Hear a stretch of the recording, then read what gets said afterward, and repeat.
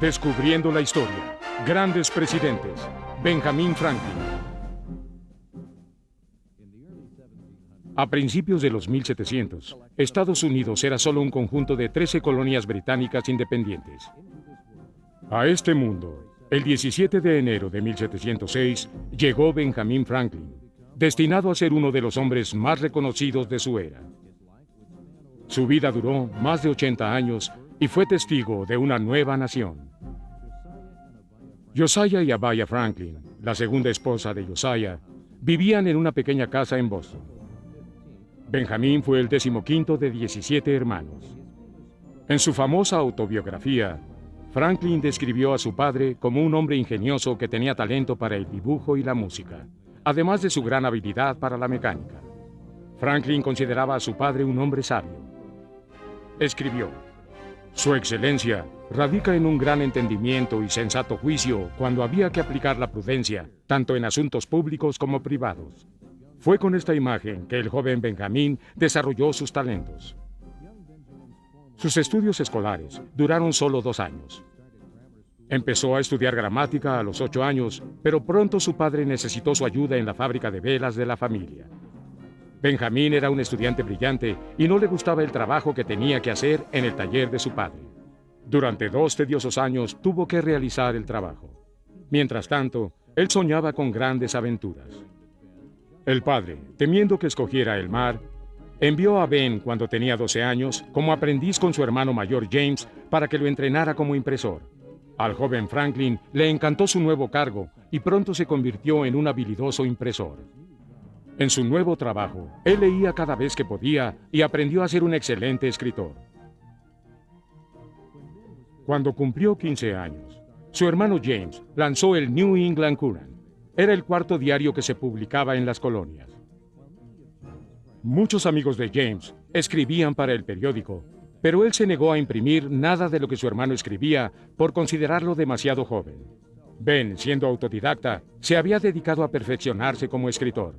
El rechazo de James, impidiendo que su hermano escribiera para el periódico, fue un gran reto para Benjamin. Bajo el seudónimo de Silas Dogood, él entregaba cartas anónimas al New England Courant. Ajeno a la identidad del autor, James imprimió las cartas. Todos, incluyéndolo a él, disfrutaban el ingenio y la inteligencia de las cartas. En ellas hacía bromas de todos los temas: moda femenina, poesía, noviazgo, religión y política. En una de sus cartas, propuso que era muy injusto que a las mujeres de la época se les prohibiera recibir una educación formal. ¿Podríamos educar mejor a las mujeres? ¿Por qué tienen que heredar esta costumbre inhumana de ser dependientes de la mente de los hombres? Los sorprendidos lectores se preguntaban quién era Silas Dogood. Suponiendo que se trataba de alguna vieja viuda, sonrieron y la ignoraron. Más tarde, Ben le confesó a su hermano que él era Silas Dogood. Muchos quedaron impresionados, pero a James le disgustó y lo acusó de exhibicionista. Las discusiones continuaron y James golpeó a Ben. En 1723, la situación se volvió insostenible para el joven Franklin. Le pidió permiso a su hermano de trabajar en otra parte, pero James no lo permitió.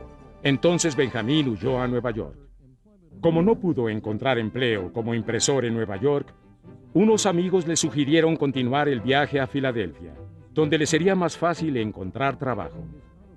En su autobiografía, describe su llegada a Filadelfia. «Llegué sucio del viaje y fatigado del camino. No tuve agua ni descanso, y tenía hambre. Llevaba su ropa en los bolsillos, y bajo el brazo 3 panecillos que le regaló un panadero».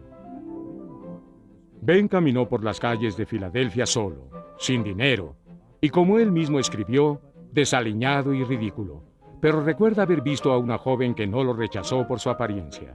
Era Deborah Reed, que años más tarde sería su esposa. Muy pronto encontró empleo en una imprenta local. Estaba agradecido por el trabajo, pero no le impresionó el talento del dueño. En un intento de asegurar su futuro, se mudó a Londres en 1724. 2 años después, regresó a Filadelfia y reanudó sus amistades y contactos de negocios entre la comunidad. Estaba estudiando las posibilidades de ser el dueño de su propia imprenta.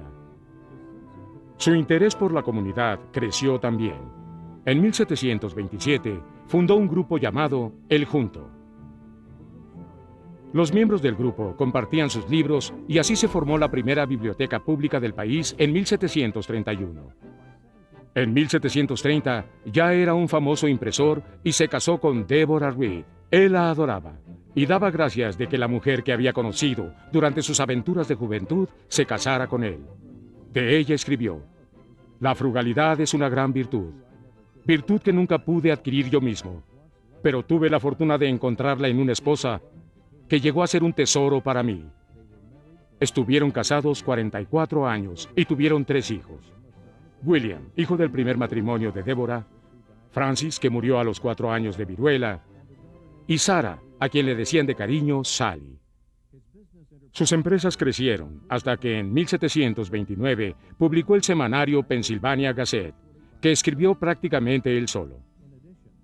Además, la Asamblea de Pensilvania lo eligió para publicar sus leyes y discursos. Benjamin Franklin estaba en camino del éxito financiero y aumentaba su prestigio en su comunidad. Conocido por su habilidad para escribir en forma humorosa pero concisa y descriptiva, en 1732 comenzó a escribir el inmensamente popular Poor Richard's Almanac. Los lectores se divertían con sus ingeniosos pensamientos. 3 pueden guardar un secreto si 2 de ellos se mueren. La necesidad nunca hizo un buen negocio. Muchos de los aforismos de Poor Richard han trascendido cientos de años desde que fueron escritos. El que se acuesta temprano, temprano se levanta y tiene salud, riqueza y sabiduría. Al buen entendedor, pocas palabras. La gente admiró la sabiduría de estos pensamientos. El tiempo perdido nunca se recupera. Dios ayuda al que se ayuda a sí mismo. Cuando el pozo se seca, sabemos lo que vale el agua. Poor Richard también le dio a Franklin fama internacional. Se publicó en Francia con el mismo nombre en francés. Más tarde, el almanaque se convirtió en el más vendido. Se vendían 10,000 copias al año y se publicó durante 25 años, convirtiéndose en una institución que todos los ciudadanos querían leer. Franklin era un hombre sumamente disciplinado que disfrutaba el reto de enfrentarse a cualquier situación y darle una solución. Cuando Ben se dio cuenta de que Filadelfia no tenía bomberos y que los edificios se quemaban sin remedio, se fijó la meta de crear un cuerpo de bomberos y escribió sobre esto en su diario. Pronto la ciudad tuvo un gran apoyo para fundar la compañía de bomberos y convirtió a Filadelfia en una de las ciudades más seguras del mundo. En 1736 se involucró cada vez más en los asuntos públicos de Filadelfia y se le nombró secretario de la Asamblea General. Al año siguiente fue también el administrador de correos. Trabajó incansablemente para mejorar la distribución de la correspondencia. Siendo tan industrioso, encontró la forma de diseñar un método para corregir el humo excesivo que emanaban las chimeneas y provocaban tantos incendios. Él inventó el horno Franklin, que daba más calor con una cantidad reducida de combustible. Para 1748, se pudo retirar del negocio de la imprenta para poder dedicar su atención a sus demás intereses, como sus famosos experimentos con la electricidad. Su libro, Experimentos y observaciones con la electricidad, se publicó en Londres en 1751. Ahora tenía más tiempo para seguir investigando. Y en 1752 hizo su famoso experimento de la cometa. Cuando volaba una cometa en medio de una tormenta con su hijo William, comprobó que el relámpago era una descarga eléctrica. La cometa tenía una punta de metal y cuando cayó el rayo, envió una chispa a una llave que Franklin tenía sujeta a la cuerda de algodón. Afortunadamente, la descarga de voltaje no fue muy intensa, de otro modo lo hubiese matado. También se dio cuenta de que los rayos caían sobre las casas y provocaban incendios. A través de sus experimentos, inventó el pararrayos para atraer y absorber los golpes eléctricos. También se dedicó a estudiar la causa de muchos aspectos de la naturaleza y sus leyes.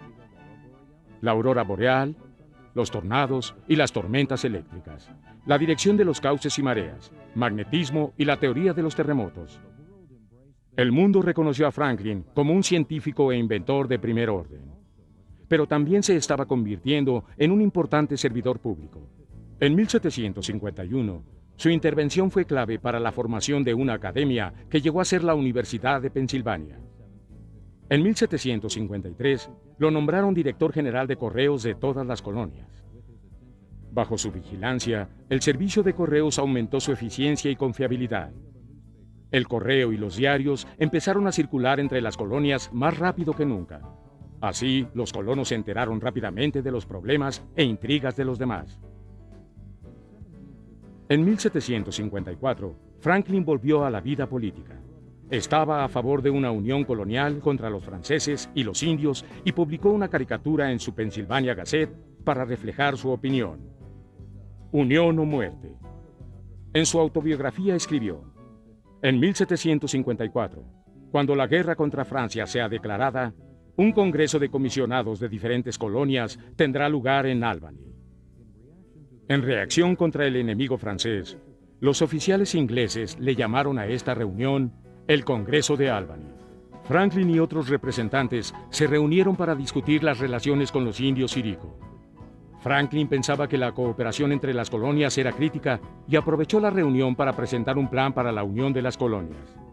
Su plan, llamado Albany Plan, recalcaba que el Consejo, los representantes y el líder debían ser nombrados por el rey de Inglaterra. Era un movimiento importante, pero no tuvo suficiente apoyo. Franklin tenía una mente muy avanzada. Una cooperación sin precedentes entre las colonias se hizo evidente como resultado de la guerra con Francia e India. A partir de 1757, Franklin trabajó como diplomático en Inglaterra. Su estancia duró 5 años, durante los cuales tuvo tiempo libre para continuar sus experimentos y viajar. Regresó a Estados Unidos de 1762 a 1764. En 1765, lo eligieron para volver a Inglaterra para crear un nuevo gobierno para las colonias. Sus deseos en ese momento no incluían lograr la independencia de su país. De hecho, Franklin permaneció fiel a Inglaterra hasta el día antes de empezar la revolución. Sin embargo, una vez en Londres, su atención se centró en el Stamp Act, una ley promulgada por el Parlamento inglés. Debido a la necesidad de dinero para sostener la guerra franco-india, el Stamp Act fue impuesto a las colonias sin importarle su opinión. La nueva ley aplicó impuestos a los diarios, panfletos, documentos legales y otros papeles que se redactaran en las colonias. Esto fue tomado con gran indignación, y como protesta, los ciudadanos se negaron a comprar cosas hechas en Inglaterra. El Parlamento pidió ayuda a Franklin, quien defendió a toda costa a las colonias, pero fue muy persuasivo. Poco tiempo después, la ley fue retirada. Franklin permaneció en Inglaterra por casi 9 años y estuvo también en Francia. Durante este tiempo, las relaciones entre Estados Unidos e Inglaterra se deterioraban. En 1773, la resistencia contra los impuestos y la influencia inglesa hirvió en Boston y la consecuencia fue la famosa Boston Tea Party. Queriendo conservar su compañía de té, los ingleses no cobraban impuestos por su propio té importado. Como protesta a estos impuestos desiguales, un grupo de colonos se disfrazaron de nativos, abordaron los barcos ingleses en el puerto de Boston y arrojaron el té al agua. Aunque la Casa de los Comunes trató, no pudieron aislar a Boston del resto de Estados Unidos. Los ciudadanos de todas las colonias sabían lo que estaba pasando, pero muy pocos reclamaban su independencia de Inglaterra. Franklin puso en claro que el Parlamento no tenía derecho a promulgar leyes que sometieran a las colonias. Él aceptaba al rey como líder, pero no a los señores del Parlamento. Sin embargo, los ingleses no estaban dispuestos a aceptar el reto, pues querían que el control de las colonias lo tuvieran ambos, el rey y el Parlamento. En enero de 1774, Franklin aún tenía esperanzas, hasta que fue llamado a un consejo en el Parlamento y sometido a un cuestionamiento por el Procurador General frente a muchos observadores. Franklin permaneció en silencio todo el tiempo mientras era atacado verbalmente. Después, Franklin continuó hablando en privado con sus seguidores, pero los términos que él trataba de imponer eran demasiado rígidos para ser aceptados. A principios de 1775, las noticias de la muerte de Deborah Franklin llegaron. Sin esperanzas de negociación por las diferencias con Inglaterra, Franklin volvió a los Estados Unidos. En la primavera, las primeras manifestaciones de confrontaciones revolucionarias tuvieron lugar en Lexington y Concord. De inmediato, Franklin se vio envuelto en las actividades del Congreso Continental, que fue una reunión de líderes de todas las colonias. A los 69 años, Franklin era el mayor de los miembros del Congreso. También fue director general del Correo de 1775 a 1776. Otras cosas lo mantuvieron ocupado, trabajando en el asunto de la India, diseñando e imprimiendo billetes y buscando acuerdos para proteger el comercio del país. Aunque se le identificó como el estadista más viejo, Franklin intervino activamente para inculcar el espíritu de independencia en Estados Unidos. Se sintió muy defraudado cuando William, su hijo mayor, ahora gobernador de Nueva Jersey, decidió no unirse a él contra los británicos. William permaneció fiel a Inglaterra. El conflicto entre padre e hijo nunca se solucionó, ni siquiera después de la Revolución. Los eventos del momento continuaron con mucha urgencia. En 1776, el Congreso designó un comité para redactar una declaración oficial de independencia. La esencia de la declaración fue escrita por un joven abogado de Virginia llamado Thomas Jefferson, con la intervención de otros miembros del comité, John Adams, Roger Sherman, Robert Livingston y, desde luego, Benjamin Franklin. Con la firma de la Declaración de Independencia, el país se había puesto en una situación precaria y estaba retando al adversario más poderoso del mundo en esa época. Dice la historia que John Hancock, uno de los firmantes, influyó en los otros. Debemos ser unánimes y permanecer unidos. Y a eso añadió Franklin: caballeros, debemos permanecer unidos o seguramente nos colgarán por separado. Ya sea la historia verdadera o no, Franklin creía fielmente en llevar a cabo sus proyectos. Más tarde viajó a París con otros dos amigos, Arthur Lee y Silas Deane, como comisionados con el solo propósito de obtener el apoyo de los franceses para la revolución. Los franceses estaban entusiasmados con la revolución, pero le aconsejaron a Franklin ser paciente. En respuesta, Franklin audazmente les dijo que los estadounidenses tal vez querrían aceptar la iniciativa de paz de los ingleses. Claro que él sabía que si los franceses querían ridiculizar a sus rivales ingleses, ellos tenían que hacer lo que los ingleses se habían negado a hacer: reconocer formalmente la independencia de los Estados Unidos. Su estrategia funcionó. El 6 de febrero de 1778, los franceses reconocieron oficialmente a Estados Unidos. El Tratado de Alianza con Francia fue firmado. Además, Francia también renunció a todo el territorio que fue suyo después de ser de Gran Bretaña al este del río Mississippi. El endoso de Francia era justo lo que la revolución necesitaba. Franklin fue nombrado ministro de Francia, donde era muy popular. Como deseaba una mujer, en 1780 le propuso matrimonio a Madame Helvetius, una prominente mujer de la sociedad francesa. Pero ella lo rechazó. Al mismo tiempo, él presentó su renuncia al Congreso, pero también se la rechazaron. Y el Congreso le asignó una comisión de paz. El 19 de octubre de 1781, los ingleses se rindieron en Yorktown, Virginia, y Franklin, John Adams y John J. negociaron un tratado de paz con Inglaterra. Finalmente, el 3 de septiembre de 1783, el Tratado de Paz fue firmado. El incansable Franklin se dio tiempo para inventar los lentes bifocales. Estos lentes proporcionaban a las personas la facilidad de corregir dos diferentes distancias con el mismo lente. También se las arregló para firmar tratados de paz con otros países europeos y solidificó la imagen de Estados Unidos ante los ojos del mundo. Franklin regresó una vez más a Filadelfia en 1785 a vivir con su hija y sus nietos. Tenía 79 años. Era famoso en el mundo y había logrado grandes hazañas y experiencias que muy pocos podían imaginar, pero sus contribuciones estaban lejos de terminar. El 17 de mayo de 1787, 55 delegados se reunieron para la Convención Constitucional. Todos creían que un gobierno nacional más fuerte era importante para el éxito de los Estados Unidos.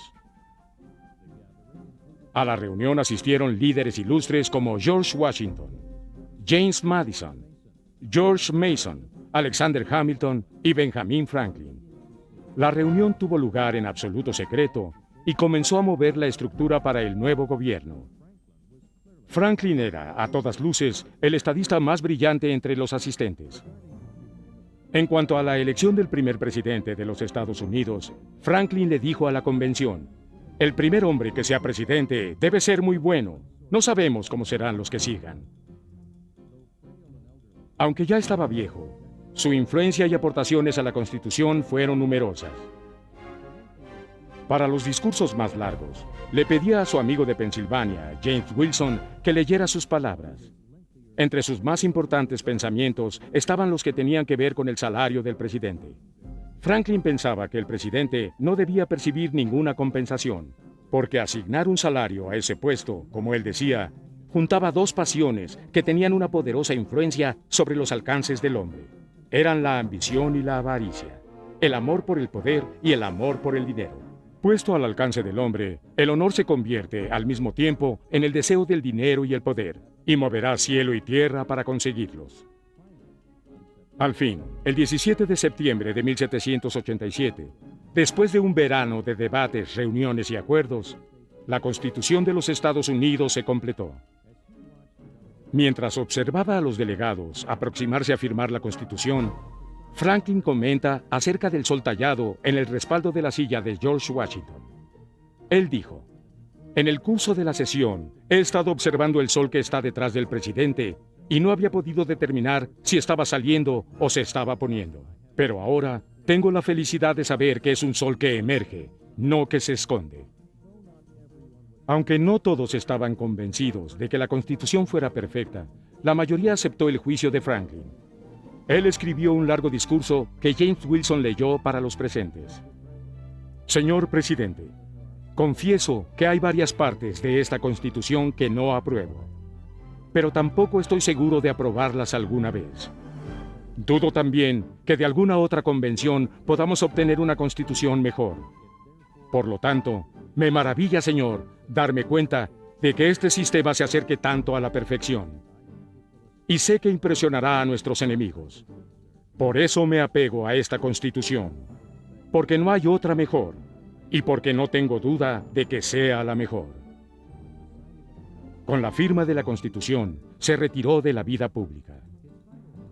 Su último acto público fue presentar un memorándum al Congreso pidiendo la abolición de la esclavitud que firmó poco antes de morir. Cuando Franklin yacía en su lecho de muerte en 1790, su hija trató de moverlo a una posición más confortable, esperando que se sintiera mejor. Aún a las puertas de la muerte, la sabiduría de Franklin se hizo evidente. Le dijo a Sally: "El lecho de muerte jamás es cómodo". Murió a los 84 años, una edad muy avanzada para la época. Dejó un inmenso legado, y se estima que 20,000 personas asistieron a su funeral en Filadelfia. La Casa de Representantes estuvo de luto durante un mes. En París, la Asamblea Nacional Francesa también estuvo de luto, y el presidente le escribió al Congreso: "El nombre de Benjamin Franklin será inmortal en los archivos de libertad y filosofía, pero es más querido para una nación a la que enalteció, llevado por una misión sublime.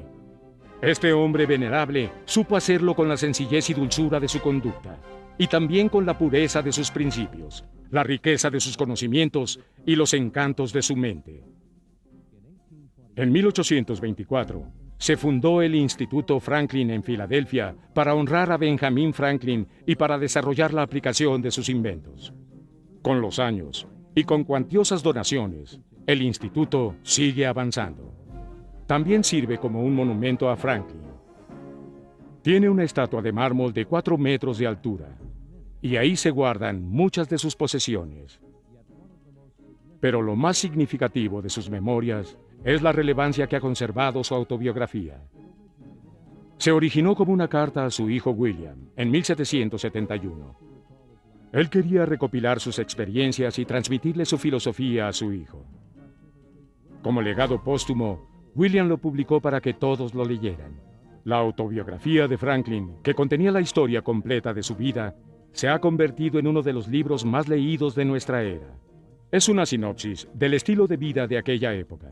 En sus páginas, Franklin relata cómo creció en una de tantas colonias puritanas, su búsqueda de una vida virtuosa y su aceptación del éxito material, aunque nunca le puso patente a ninguno de sus inventos. Solo mostraba lo útiles que podían resultar. Siguió siendo leída y estudiada por sus pensamientos y detalla la vida de un hombre importante en un momento importante. El hecho de haber vivido tan solo es parte del mito y romance del hombre. John Adams, segundo presidente de los Estados Unidos, le pedía consejo para todo a Franklin y luego peleaba con él. Franklin lo hacía enojar, pero poco a poco terminó admirando al hombre. Un hombre que fue impresor y editor de un diario, que fue científico, inventor, filósofo, político y diplomático. Con sabiduría casi profética, escribió su propio epitafio a la edad de 22 años. El cuerpo de Benjamin Franklin, como la portada de un viejo libro y su contenido, que el paso del tiempo destruye y maltrata, correrá la misma suerte que los demás. Será comida para los gusanos, pero el trabajo jamás se perderá, porque, como él siempre creyó, resurgirá en una nueva y más elegante edición, revisada, corregida y aumentada por el autor. Doblaje hecho en México por AF de Double House.